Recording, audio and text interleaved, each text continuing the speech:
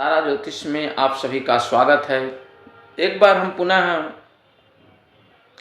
2025 की हम भविष्यवाणी करना चाहेंगे कि देश के लिए, दुनिया के लिए, संसार के लिए 2025 कैसा होगा, कैसा समय रहेगा।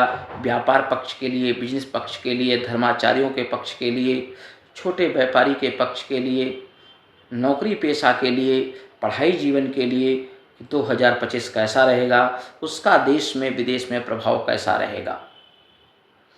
तो आइए हम बतलाते हैं कि 2025 में सूर्य नारायण राजा बनेंगे। जो ग्रहों के राजा कहे जाते हैं उनको नारायण की उपाधि मिली है। विष्णु भगवान एक नाम से उनको सूर्य नारायण कह के जाना जाता है। तो सूर्य नारायण राजा बनेंगे।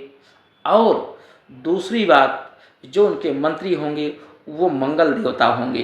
तो जो मंगल देवता हैं वो भूमिपुत्र हैं, जो सूर्य हैं वो आकाश तत्व के मालिक हैं। जो आप लोग जानते हैं कि सूर्य को जल क्यों दिया जाता है।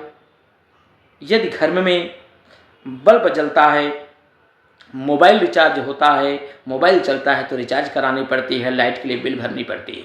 उसी तरीके सूर्य की भी बिल भरनी चाहिए, जो हम जल के माध्यम से, उनकी स्मरण के माध्यम से हम भरपाई करते हैं। यदि सूर्य देवता नहीं होते तो हम नेत्र से कुछ देख नहीं पाते। सूर्य ही हमारी आँख की रोशनी है। दोस्तों, जब आप समझेंगे यदि सूर्य नहीं चमकता तो अंधेरे में क्या हम चल पाएंगे। हमारे पैर के नीचे सांप बिच्छू, गड्ढे में मेरा पैर पड़ रहा है, क्या कुछ पता चलेगा क्या? बिल्कुल नहीं। सूर्य ही हमको रोशनी देते हैं। तो जिसके भी कुंडली में सूर्य अच्छा होता है उसको चश्मा इत्यादि नहीं लगता। तो सूर्य ही बहुत बेनिफिट हमारे जीवन में एक लाभ प्रदान करने वाला देवता है।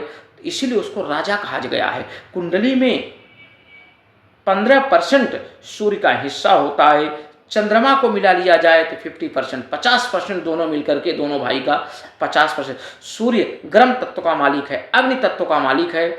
और जो है मंगल भूमि तत्व का मालिक है, जो भूमि जगह हरा भरा इत्यादि रखता है। लेकिन जब सूर्य जब गर्मी के महीने में चमकता है तो लोग उससे दूर भागते हैं, एसी पंखे के नीचे बैठते हैं। ठंड के महीने में लोग सूर्य को खोजते हैं। तो ये सूर्य की परिकल्पना है कि सूर्य से हमें क्या क्या मिलता है। हम भी सूर्य को से उसी हृदय से भगवान को प्रणाम करते हैं। तो 2025 में सूर्य राजा होगा। तो आप सोचिए कि जो अभी तक दबे हैं उनका स्थान बड़ा ऊपर जाएगा। कितने अच्छे अच्छे लोग, नए लोग, मंत्री मिनिस्टर के योग बनेंगे और प्रबल योग बनेंगे। मंगल मंत्री होगा तो अधर्मियों का नाश करेगा, अच्छे लोगों को विजय प्रदान करेगा। भारत, सबसे बड़ी बात है, भारत को तरक्की के रास्ते पर ले जाएगा। रियल इस्टेट का अच्छा भाव होगा, अच्छा मार्जिन होगा। जो कुंडली बन रही है भारत की, बहुत ही शानदार कुंडली बन रही है। देश दुनिया में अधर्मियों का नाश होगा, धर्म की विजय होगी। लेकिन तीसरे विश्व युद्ध का, सबसे बड़ी बात है कि तीसरे युद्ध का खतरा रहेगा। वर्षा अच्छी होगी, कहीं कहीं सूखा पड़ेगा,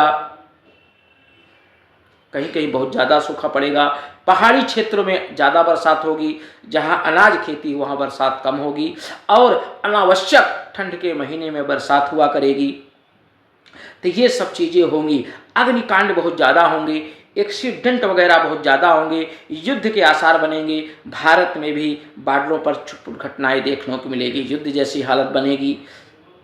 जो चीन से काफ़ी समय से तनाव की स्थिति बनी होगी, वहाँ पर मित्रता का संदेश होगा। एक अच्छे पाकिस्तान से भी पॉजिटिव का माहौल होगा।